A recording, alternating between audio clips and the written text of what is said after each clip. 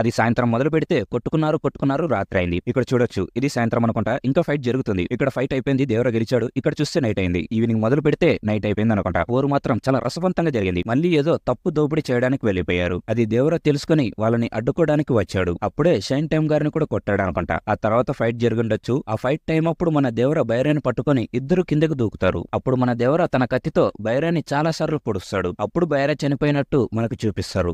ఇక్కడ ఎన్టీఆర్ గారు నడుచుకుంటూ వస్తున్నారు కదా, వెనకాల వాళ్ళు వాళ్ళ కళ్ళకి కాటుకులాగా ఏదో పెట్టుకున్నారు. ఈ ఫ్రేమ్ ని చూస్తే ఇది ఒక సాంగ్ లాగా అనిపిస్తుంది. అలాగే బైరా గ్లిమ్స్ లో బైరా స్టెప్ వేస్తాడు కదా, అక్కడ కూడా సేమ్ ఇలానే కళ్ళకి కాటుకులాగా ఏదో పెట్టుకున్నారు. ఈ రెండు ఫ్రేమ్స్ కూడా 5 భుజ సాంగ్ లోని సీన్సే. ఇద్దరి కాంబినేషన్ లో 5 భుజ సాంగ్ అయితే ఉండబోతుంది. అలాగే ట్రైలర్ లో మనకి తెలియాల్సినవి చాలానే ఉన్నాయి. సముద్రంలో ఉన్న ఆ స్కెలిటన్స్ ఎవరివి? అవి దేవర మనుషులవో లేదా బైరా మనుషులవో కాకపోవచ్చు. ఎందుకంటే వాళ్ళు నార్మల్ బట్టలు వేసుకుంటారు. కానీ ఇక్కడ చూస్తే సూటు బూటు వేసుకున్న మనుషులా ఉన్నారు.